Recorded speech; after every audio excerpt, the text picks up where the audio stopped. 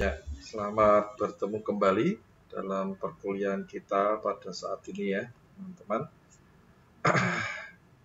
Untuk mata kuliah Sistem Informasi Akuntansi. Materi kita pada saat ini sudah menginjak kepada siklus pengeluaran. Ya. Jadi minggu yang lalu kita belajar mengenai siklus pendapatan. Sekarang kita akan belajar untuk siklus pengeluaran. Baik, kita mengucap syukur dahulu bahwa saat ini kita dapat bertemu kembali ya dalam perkuliahan. Ya, puji syukur pada Tuhan dalam kondisi sehat, walafiat, tidak kurang suatu apapun. Ya, demikian juga saya harapkan juga teman-teman di tempat masing-masing ya, di rumah semuanya juga sehat. Walaupun kondisi sekarang Omikronnya merajalela lagi ya. Kemarin sudah landai, sekarang malah merajalela lagi. Baik, langsung saya akan menyampaikan materi kita pada saat ini ya. Teman-teman bisa menyimaknya dan juga semoga mudah dipahami ya. Baik, siklus pengeluaran itu kalau kita membuat sebuah sistem, dia tentu tujuan utamanya ya ini ya. Jadi siklus pengeluaran ini kan tentu mempunyai tujuan, ya. Mempunyai tujuan. Dia meminimalkan biaya ya. Kalau mengapa dibuat sistem itu ya supaya dapat laporan dengan lengkap dan lain sebagainya. Yang lalu sudah kita pahami mengenai definisi siklus pengeluaran sendiri ya. Siklus pengeluaran itu sendiri mempunyai definisi secara sederhana ya kemarin tuh, tapi sekarang ini kita coba saya ingatkan lagi lah ya. Jadi siklus pengeluaran adalah rangkaian kegiatan bisnis dan operasional pemrosesan data ya terkait yang berhubungan dengan pembelian serta pembayaran barang dan jasa.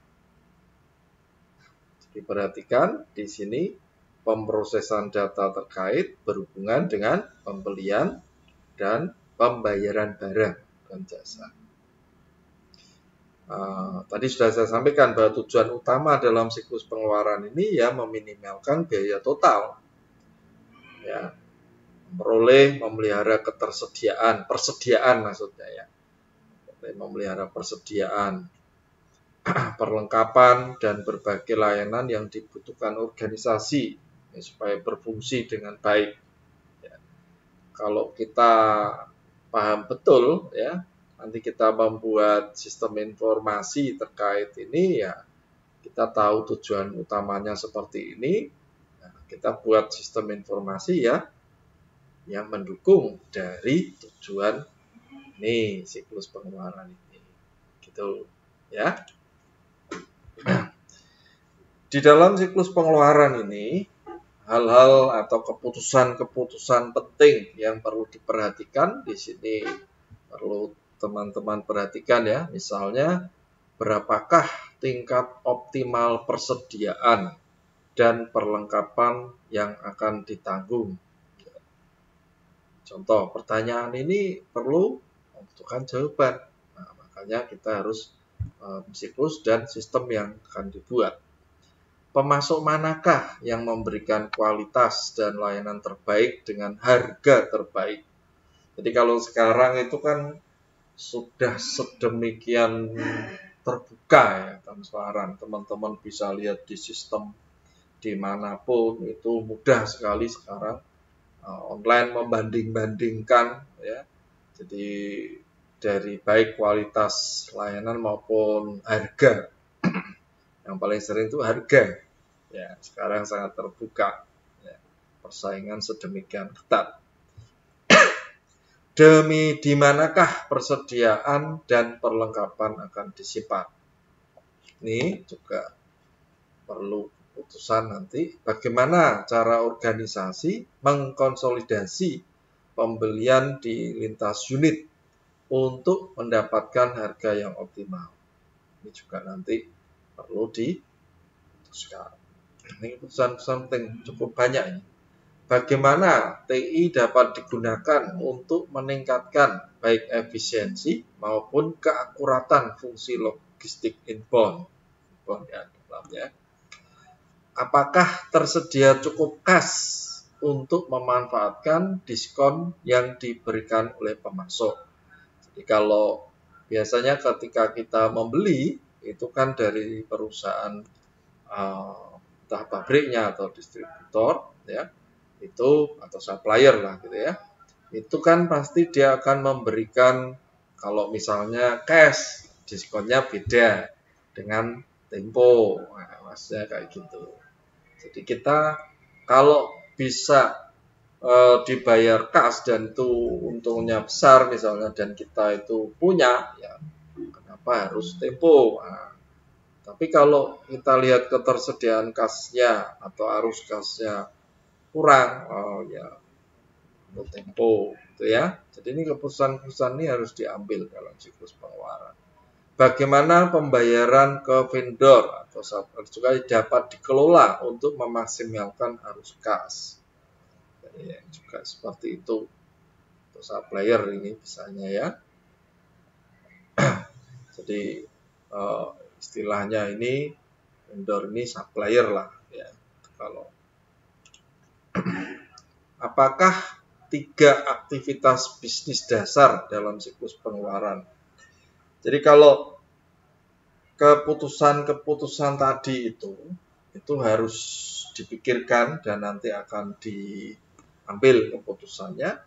Kalau sekarang yang perlu teman-teman juga ketahui untuk membuat sistem informasi, kita harus paham aktivitas bisnis dasar dalam siklus pengeluaran. Nah, kita sudah mengarah kepada sekarang kita bayangkan mau membuat sistem informasi terkait dengan siklus pengeluaran. Nah, ini adalah aktivitas bisnis dasarnya. Nah, mungkin lebih sedikit ya kalau kemarin untuk aktivitas bisnis dasar siklus pendapatan ya beda. Ini sangat sederhana. Ya. Yang pertama memesan. Ya, memesan barang, perlengkapan, dan jasa bisa kalau layanan. Kedua, setelah pesan, terima, menerima, menyimpan barang, ya, perlengkapan dan jasa, terima. Berterima, bayar, itu aja. Nah, membayar barang, perlengkapan, dan jasa. Jadi, pesan, terima, simpan ya barangnya, baru bayar. Nah, untuk pembayarannya tentu bisa kas maupun bisa juga Tempo atau kredit. Ya.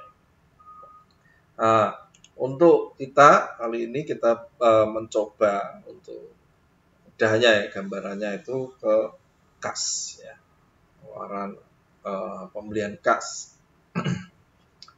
Kemudian untuk kita akan mencoba memahami satu persatu dari ini ya aktivitas bisnis ini ya. Yang pertama adalah memesan barang. Nah, di dalam memesan barang ini teman-teman tentu dulu pernah atau sudah dapat ya mata kuliah dalam apa ya akuntansi pasti dapat ini ya. Tapi ini perlu mungkin kalau belum ya mengingatkan lagi. Nah, kalau yang sudah maksudnya, kalau belum ya nanti ini menjadi tambahan pengetahuan ya, terkait dengan metode persediaan, metode pengendalian persediaan. Nah, ada beberapa metode di dalam pengendalian persediaan yang paling ya secara tradisional lah ini yang paling sering ini adalah namanya EOQ. Ya. Ini pendekatannya ini didasarkan pada perhitungan jumlah optimal pesanan untuk meminimalkan jumlah biaya pemesanan, pergudangan atau penggudangan ya, penempatan pemasukan dan kekurangan persediaan.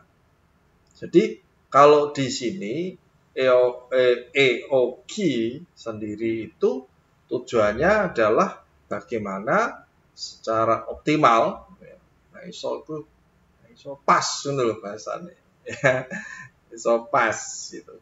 Itu model yang tradisional. Jadi modelnya hitungannya itu coba-coba teman-teman. Jadi kayak di artinya itu apa ya? Kita kan ini tradisional ya. Jadi kalau secara tradisional itu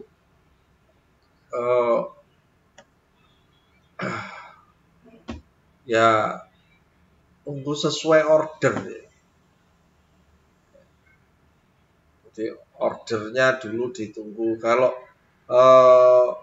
kita ini terutama untuk yang modal-modal kecil ya. Jadi memang kita jadi persediaan yang kita lakukan itu berdasarkan pengalaman sebenarnya. Yogi itu soalnya berdasarkan pengalaman. Jadi bisa membuat rata-rata itu setelah kita melewati. Jadi 1 bulan tuh kira-kira nanti dapatnya permintaannya berapa ya, itu dikira-kira di situ sehingga dia akan melakukan persediaan sesuai dengan order atau pengalaman yang lalu. Ya.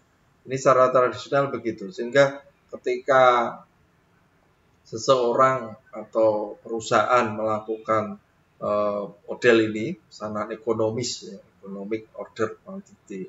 Ya, ini kalau ini sebenarnya adalah ya yang paling paling sedikit lah. Jadi dia lihat ini, oh kalau bulan lalu ketika dia menyediakan ya ketika ada order, ketika diakan gitu toh. Tapi berdasarkan pengalaman tadi terus dia melakukan persediaan. Berbeda ya dengan nanti ada istilah just in time. Kalau just in time memang dia nunggu. Ya, kalau kita lihat di luar itu just in time.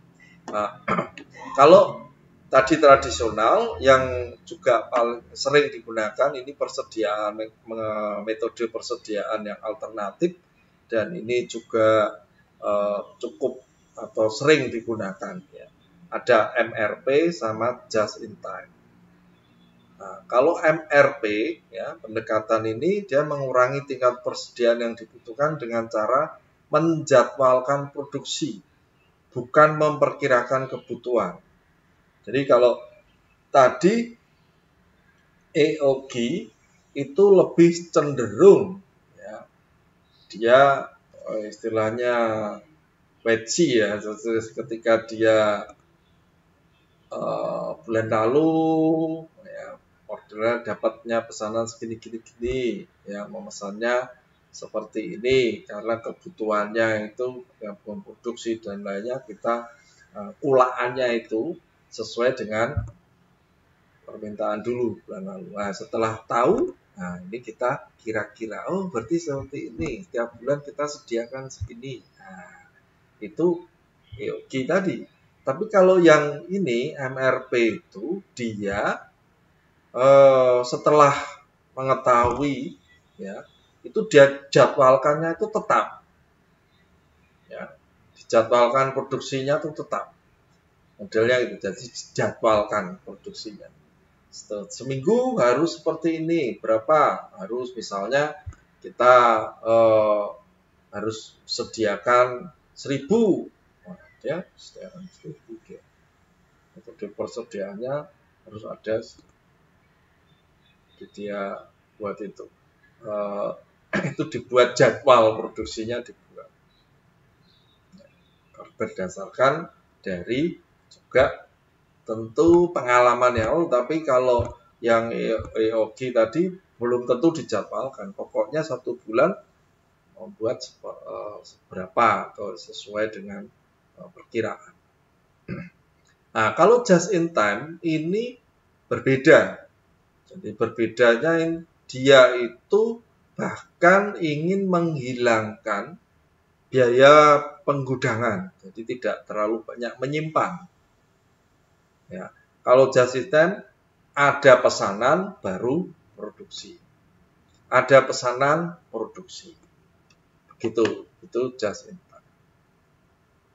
Sampai di sini lebih paham ya metode pengendalian persediaan. Nah, kalau rumus-rumus dan lainnya bisa dipelajari di mata kuliah yang lain. Biasanya ada di anggaran perusahaan juga ada, atau di akuntansi yang untuk biasa ada hubungannya dengan biaya juga, akuntansi manajemen juga ada. Ya, oke.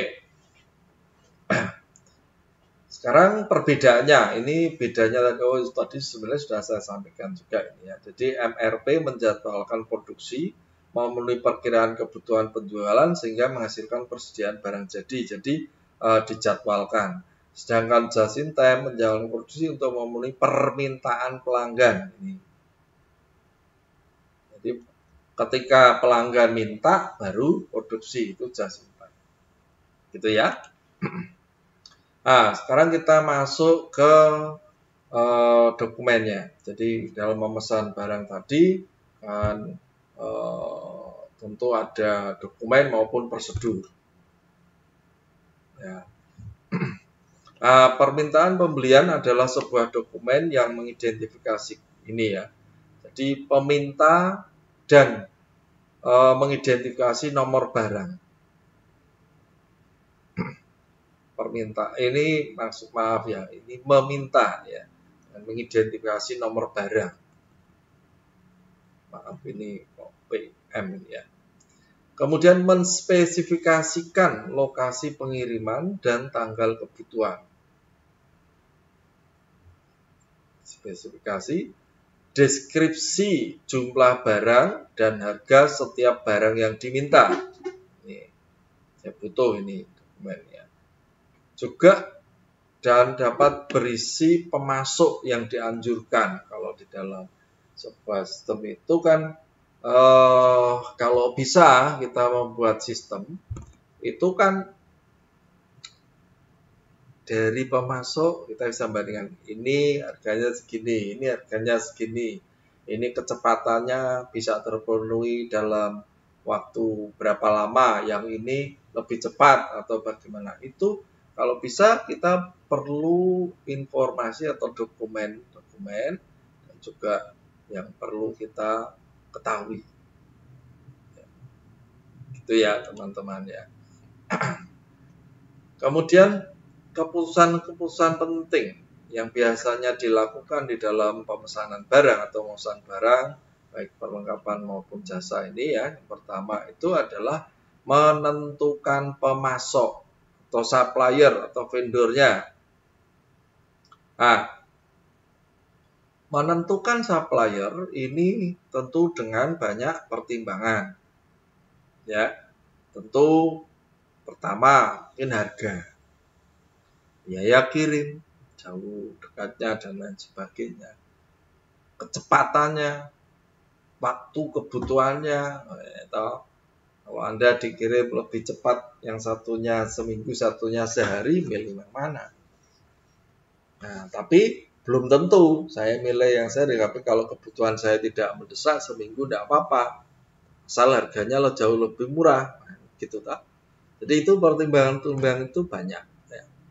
Faktor-faktor apakah yang harus dipertimbangkan dalam membuat keputusan ini? Ya, tentu sudah saya sebutkan, bisa harga, bisa kualitas, ya. Bisa juga waktu pengiriman dapat diandalkan atau tidak, ya pasti ada atau tidak, ya itu yang teman-teman bisa pelajari di sini untuk pemesanan, ya. Kemudian dokumen masih terkait dengan dokumen-dokumen dan prosedur ya. Ini pesanan pembelian adalah sebuah dokumen atau formulir elektronis yang secara formal meminta pemasok untuk menjual dan mengirimkan produk yang disebutkan dengan harga yang telah ditentukan. Ini kalau didefinisikan pesanan. Ya.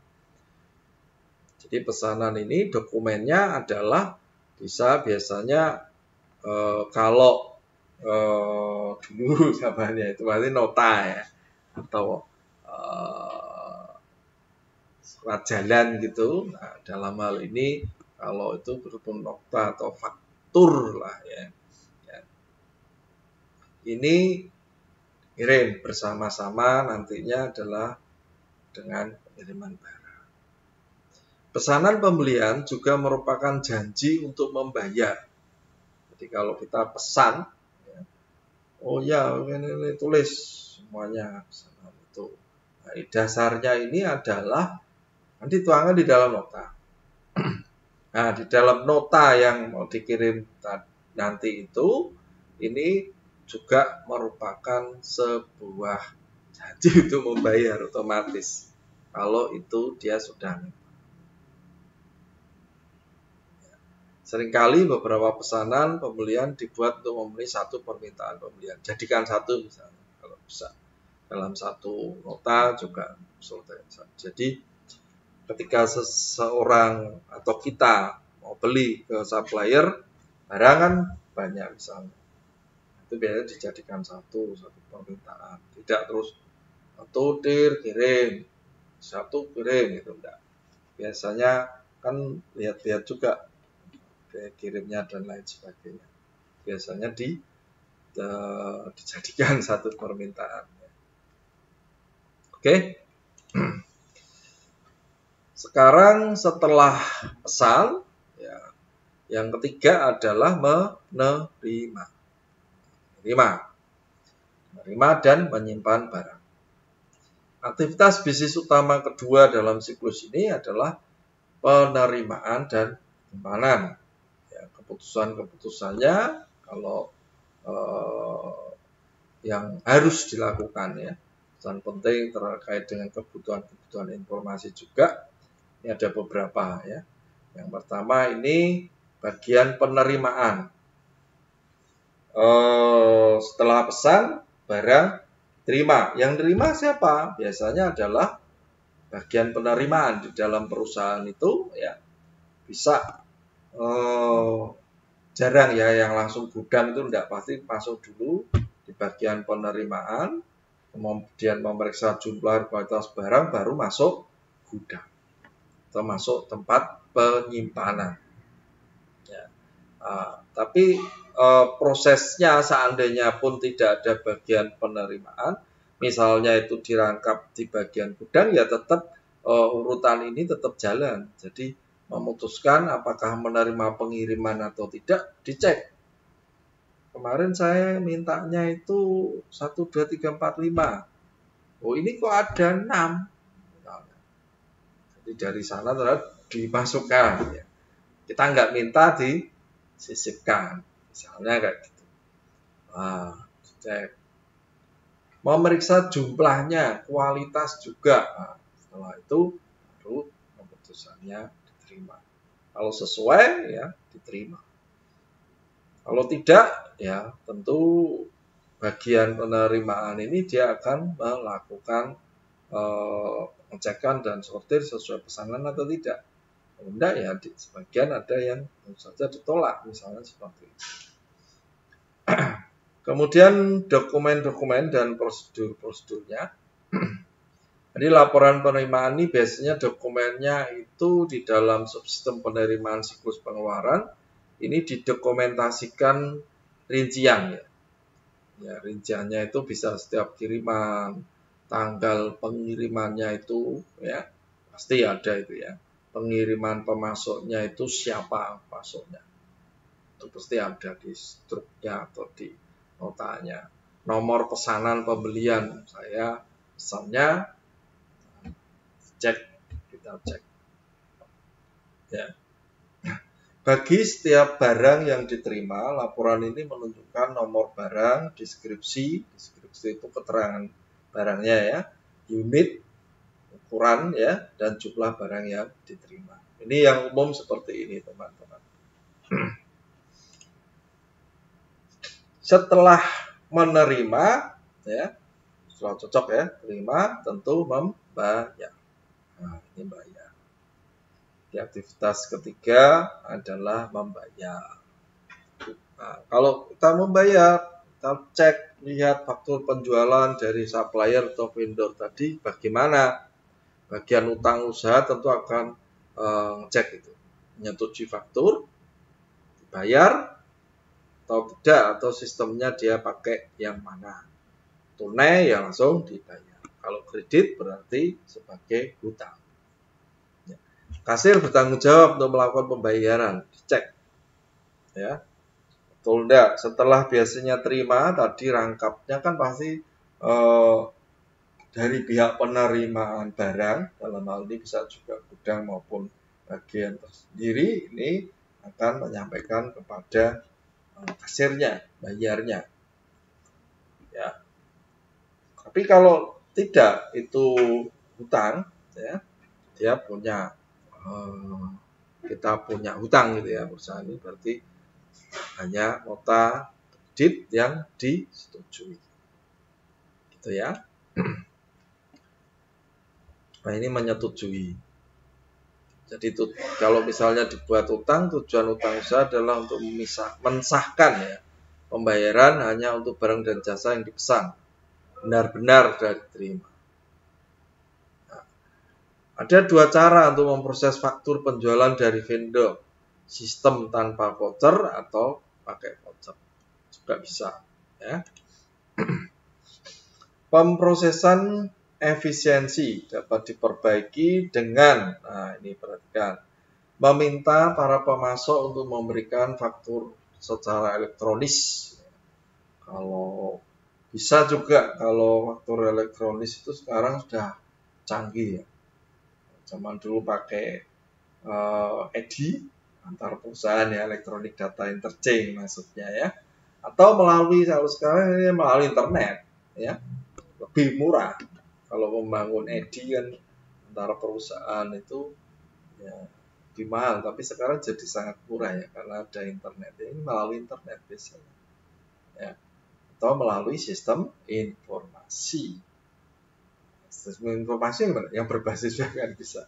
Gitu ya.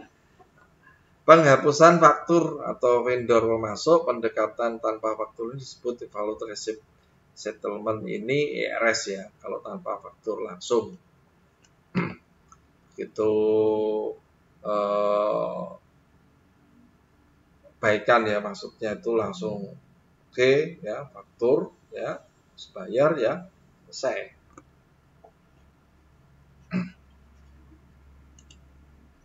Kalau manual zaman dulu misalnya tanpa itu, tagihan tuh tidak pernah simpen tuh langsung dihapus ya, lain. Tapi kalau ini disimpan tetapi tidak masuk di dalam faktur, jadi ini bisa langsung penghapusan faktur. Kemudian kasir menyetujui faktur tadi ya. Kalau membayar, dia membayar fakturnya itu sudah disetujui, kasir menyetujui faktur. Gabungan dari faktur vendor dengan dokumen pendukungnya disebut, ini biasanya bundle atau bandelnya voucher. Ya, kalau fakturnya lebih dari satu. Ya. Keputusan penting dalam proses pengeluaran kas adalah menetapkan apakah akan memanfaatkan diskon atau tidak. Ya, diskon yang ditawarkan biasanya dalam pengeluaran. Tadi di awal sudah saya sampaikan. Sekarang kita memperhatikan fungsi ketiganya tadi ya, menyediakan informasi. Ini kebutuhan informasi ini di dalam SIA. Ya, ini sebenarnya goal terakhirnya sistem informasi akuntansi gue tetap pelaporan. You know?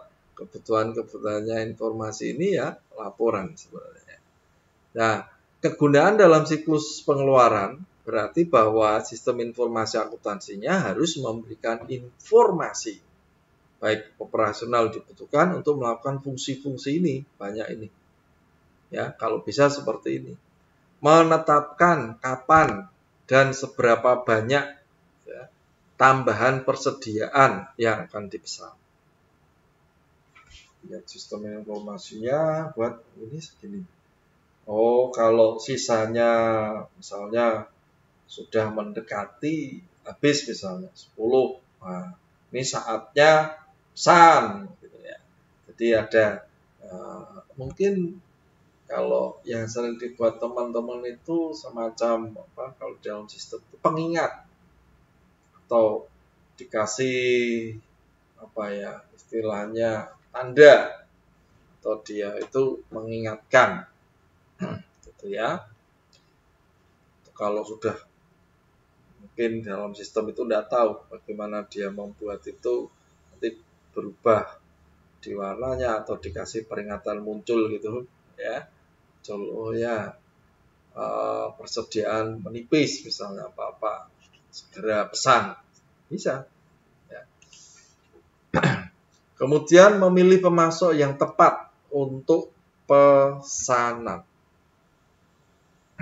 memverifikasi akurasi faktur dari vendor atau supplier, memutuskan apakah diskon pembelian harus dimanfaatkan, mengawasi kebutuhan arus kas untuk membayar kewajiban yang belum diselesaikan.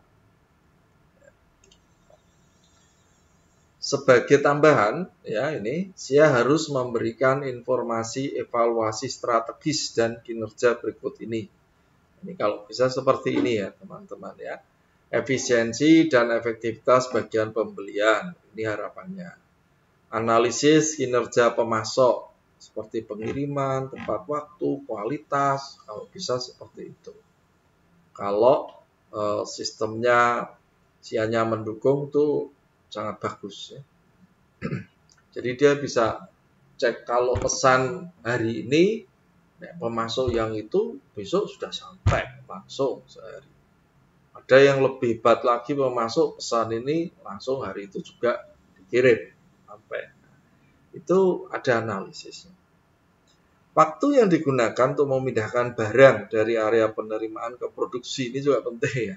Jadi kadang-kadang kalau pergudangan itu, kalau dia membuat gudang tempatnya jauh dari produksi misalnya, ini juga penting informasinya, waktunya. Persentase diskon pembelian yang dimanfaatkan juga ya, kebutuhan-kebutuhan informasi. Secara umum ini teman-teman, ini suatu gambaran sedikit untuk siklus pengeluarannya ya. Ini pesanan ya. Jadi itu kita melakukan pesanan barang ini tentu memiliki dasar dari sini. Titik pemesanan ulangnya itu ada di pengendalian persediaan. Ya, jadi ketika perusahaan atau kita mau meminta barang, ya, itu dasarnya adalah pengendalian persediaan. Jadi metode-metode yang tadi, metode persediaan barang itu digunakan dengan melihat datanya baru minta barang. Minta barang pesan, ya. Pesan, siklusnya ya bolak-balik gitu aja. Kebutuhannya seperti apa, departemennya balik lagi, intinya ya dipesan. Ya. Kalau dihubungkan dengan siklus yang lain, itu seperti ini siklus pengeluarannya tadi itu, ini ada di barang pesanan di sini. Ini kan siklus pendapatan, jadi muter gitu ya, penerimaan barang, ya. Penerimaan barang, ini laporan penerimaan. Kita ada di sini, ini pengeluarannya di sini. Ya, sampai pesanan yang sebelah sini, yang sebelah sini. Kalau ini kan dia masuk ke itu siklus pendapatan, ini dibayar, dapat uang. Kalau ini kita keluar, ya, yang sebelah sini ya. Ya, kemudian kita perhatikan untuk pengendaliannya ya teman-teman sekarang ya. Jadi fungsi lain SIA kita dirancang itu kan tentu juga tujuannya adalah untuk pengendalian. Pengendalian dalam ini tentang apa ya? Ya, ini perlu diperhatikan di sini ya. Jadi pengendalian yang cukup untuk memastikan bahwa tujuan-tujuan berikut ini terpenuhi. Ini kalau bisa ya, SIA itu bisa memenuhi tujuan ini, Maksudnya begitu. Ya. Yang pertama, transaksi-transaksi diotorisasi dengan tepat. Diotorisasi itu artinya kewenangannya ini bagiannya siapa yang boleh menyetujui kredit misalnya. Itu bagian apa? Misalnya akuntingnya atau apa. Jadi ketika kita dalam hal ini misalnya kita mau beli. Ini prosesnya dulu ya. Kita mau beli. Saya kan harus pesan.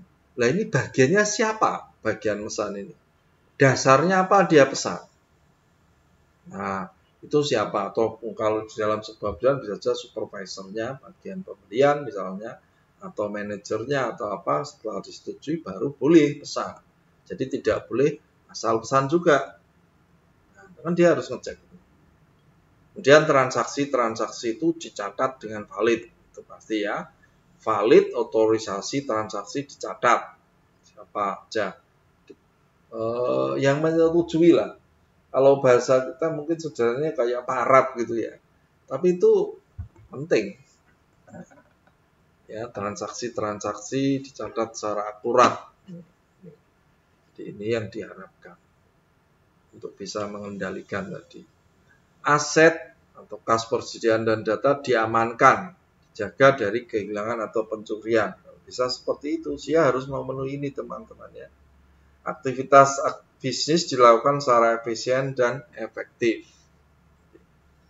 Jadi, loh kok bisa Pak? Ya bisa, kalau sistem informasinya bagus, maka kas persediaan dan data itu betul-betul terjaga dengan baik. Ya. Kalau sistem informasi akuntansinya bagus, aksesnya jelas dan lainnya tidak sembarang bisa masuk, gitu, itu sulit dicuri, ya. Dan biasanya kalau sudah menggunakan sistem informasi akuntansi itu bagiannya sendiri-sendiri, ya. Login sendiri ada wewenangnya. Jadi tidak satu orang melakukan banyak tugas, tidak ada itu. Kalau sudah seperti itu ya bahaya. Tapi kalau menggunakan sistem informasi akuntansi, setiap bagian ada orang yang memiliki otorisasi atau wewenang di situ, ya. Aksesnya beda-beda. Ya. Aktivitas bisnis dilakukan secara efisien dan dengan efektif. Ya, harapannya seperti itu. Nah, ini tadi tujuannya, prosedurnya ini ancaman. Ini ancaman ya. Ancaman-ancaman yang perlu dipikirkan. Yang pertama, mencegah kehabisan. Jangan sampai. Atau bahkan kelebihan, over. Ya, kehabisan itu, wah, habis mau ngasih ada permintaannya. Bisa enggak? Ya bisa terjadi. Nah, kalau bisa ya selalu. Jangan sampai kehabisan. Atau jangan sampai over. Kelebihan betul-betul. Jadi kalau kelebihan terlalu banyak ya kita hitung-hitungannya kurang, kita rugi di penggudangannya, biaya pergudangan. Meminta barang yang tidak dibutuhkan, hati-hati. Membeli dengan harga yang dinaikkan. Ya, jadi harus dicek ya. Ketika dia terima, kita cek. Oh ini harga kemarin segini. Harga ini loh kok. Gini ya itu bagian ngecekannya. Harus ya. Memberi barang berkualitas rendah juga kita ancaman-ancaman ini. Wah harganya murah tapi kualitasnya rendah kan risiko juga. Membeli dari pemasok yang tidak diotorisasi ya bahaya. Jadi otorisasi itu kan berarti dia sudah oke ya artinya. Tapi kalau kita nekat ya, artinya beli itu sebenarnya beda pemasoknya, tapi karena tertarik dengan iming-iming apa gitu ya, terus pindah ke situ misalnya, ini bahaya ya. Ini secara manajemennya tidak boleh kan gitu. Komisi juga ini juga perlu diperhatikan. Ya, kenapa? Kadang-kadang kalau di dalam sebuah perusahaan misalnya ya, bagian pembelian itu kalau dirayu oleh supplier atau vendor, nanti tak kasih komisi sendiri misalnya. Nah, dia beli dari situ, entah harganya mahal atau apa, tanpa itu terus dia ini bahaya juga ya bagi perusahaan dalam hal ini. Karena apa? Karena pembelinya itu sudah kena rayu dari si supplier. Kemudian menerima barang yang tidak dipesan tadi ancaman-ancamannya, membuat kesalahan dalam penghitungan, hitung jumlah dan lainnya termasuk harga, mencuri lah nih, kalau sudah mencuri ini memang betul-betul sengaja ya, mencuri persediaan. Gagal memanfaatkan diskon pembelian yang tersedia. Ya, ini tergantung dari ini ya. Ketika kita membeli di situ ada termnya dan diskon termnya gitu, kita tidak paham, akhirnya kita tidak gunakan dengan baik. Padahal ada sebenarnya penawarannya gitu. Kesalahan mencatat dan memasukkan data dalam utang usaha. Bisa mencatatnya uangnya keliru nol ya, itu dalam bagian pembeliannya bisa terjadi. Kehilangan data. Kalau ini jangan sampai terjadi ya, baik bukti-bukti maupun ini data-data yang biasanya untuk berkelanjutan ya, disimpan ini hati-hati karena ini menyangkut sistem informasi ya. Ini harus dijaga. Ya. Sekarang apakah prosedur pengendalian itu? Sekarang prosedurnya. Tadi ancaman-ancamannya, sekarang prosedurnya. Jadi untuk pengendalian sendiri ya, prosedur yang utama ya kita buat sistem pengendalian persediaan. Kemudian kita perhatikan lagi analisis kinerja pemasok. Analisis ya, lihat evaluasi dari pemasok, suppliernya itu seperti apa. Persetujuan permintaan pembelian, nah ini tidak asal ya, Pak ini stoknya kurang, langsung ya sudah sana langsung pesan tanpa mengecek saldonya. Batasi akses ke permintaan pembelian kosong ya, jangan sampai ya. Konsultasi daftar harga juga prosedurnya ya. Ini kenapa kita membatasi ini prosedurnya ya, permintaan pembelian sampai kosong melompong gitu ya, jangan sampai itu terjadi, habis maksudnya. Itu dibatasi ya. Jadi jangan sampai terjadi kosong baru beli. Tidak bisa ya. Pembelian persediaan tidak seperti itu. Dia harus minimalnya berapa, itu sudah saatnya pesan lagi. Ya. Konsultasi daftar harga juga penting, pengendalian anggaran. Ini ya, prosedur pengendaliannya cukup banyak ini. Gunakan daftar pemasok yang disetujui. Ini baik sekali. Persetujuan pesanan pembelian. Pemesanan pembelian sebelum penomoran. Larangan hadiah dari pemasok. Ya, insentif ke semua rekening pengiriman. Hati-hati ini dikendalikan ini ya. Pengendalian akses fisik. Cek ulang akurasi faktur. Jadi kalau pengendalian akses fisik ini maksudnya apa? Orang ya, fisik nggak boleh ini bagian ini terus kelayapan tekan didi gitu ya, masuk gudang macam-macam, bukan bagiannya atau akses fisik yang tertentu ya ini juga tergantung ya jenis perusahaannya, barangnya dan lainnya, tapi ini juga bisa digunakan. Cek ulang akurasi faktur. Nah, ini penting. Pembatalan ke pengepakan voucher misalnya. Bisa saja. Jadi ini pengendaliannya dari ancaman-ancaman. Begitu teman-teman, seluruh gambaran dari siklus pengeluaran, ya, siklus pengeluaran. Jadi siklus pengeluaran ada 3 tadi, ya toh, pesan, terima, bayar, sederhananya gitu. Tetapi proses di dalamnya itu tidak sesederhana itu. Kemudian ketika kita membuat sistem informasi, dia harus memperhatikan beberapa hal-hal ini. Jadi kepentingannya ini banyak sekali. Gitu ya teman-teman ya. Jadi hari ini cukup di sini, teman-teman bisa memahami siklus pengeluaran.